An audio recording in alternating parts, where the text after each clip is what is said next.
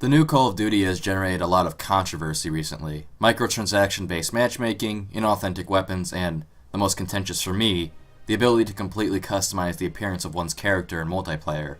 Normally this wouldn't be an issue. After all, it's been the past 5 Call of Duties with no backlash.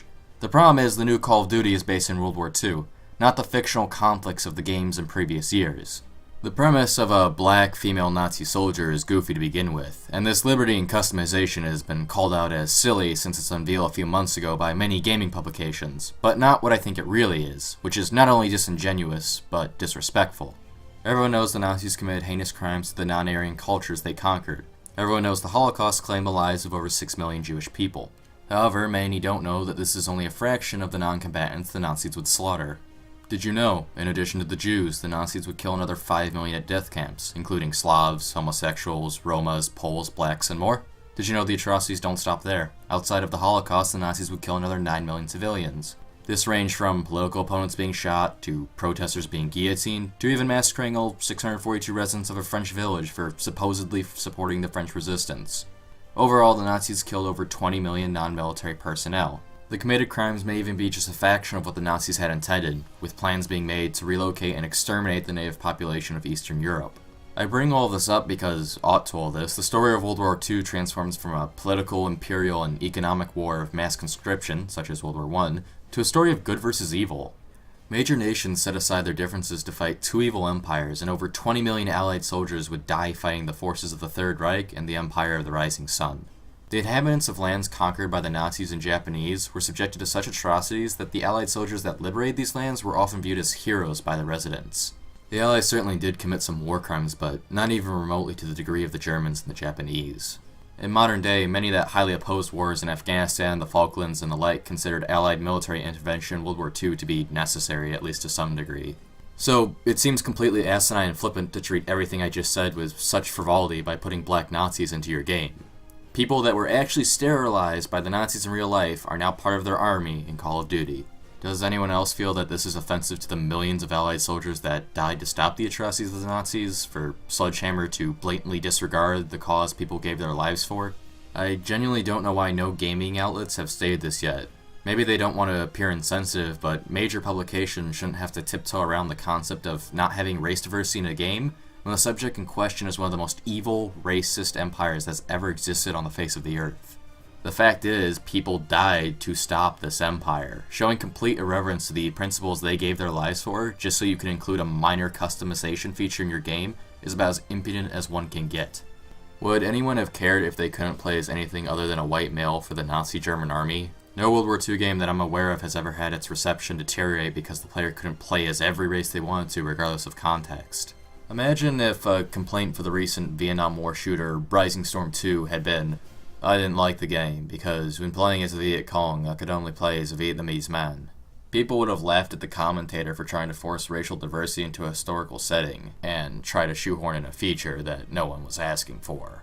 No one's asking to be able to play as a black female Nazi. If someone is so shallow that they can't handle playing as a character with a race and sex other than their own, then video games and historical settings just aren't for them and they should probably reevaluate their morals. I know the counter-argument to all this is, who cares? This is a game with kill streaks and characters that can survive being shot multiple times. It's not realistic, so what does it matter what the Nazis look like? To which I will reply, there's a difference between being realistic and being respectful and authentic. Using Rising Storm 2 as an example again, that game is definitely not realistic. Full autoing an AK in real life with the level of precision in game is impossible. Getting shot, bandaging yourself, and then being able to run around like nothing has happened isn't realistic either. However, the game is still authentic to the setting it's based off of and doesn't deal with the situation soldiers died in unfaithfully just so it can implement inaccurate soldier customization. Multiple races are in the game, but only ones that were present in the real life events that transpired. The same can be done for Call of Duty, as has been done in the past. Previous World War II Call of Duties accurately constituted more than just white males running around, and they did this without feeling duplicitous.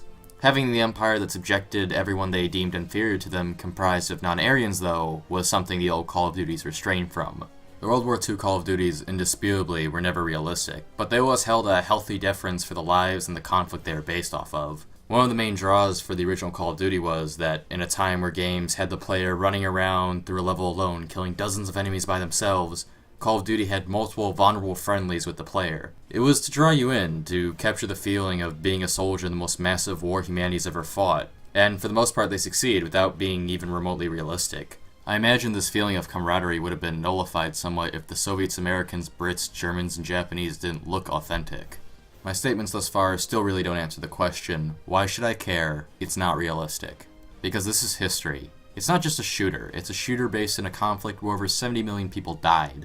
Have some respect for the people that died, and the ideologies they died for. Placing your game in historical events doesn't require you to be completely realistic. Not being even remotely faithful to those events, however, infers that you don't hold those events to much regard, nor the people that died in them.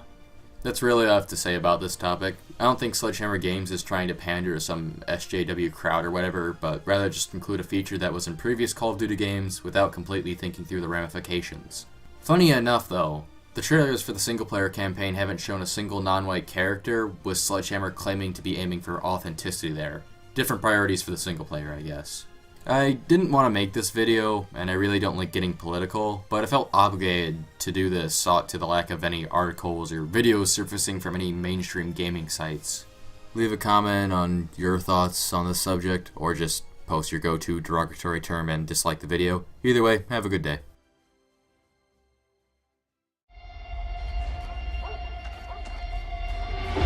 Wer sind die Juden? Lose the tags. Lose them. They're after Jews.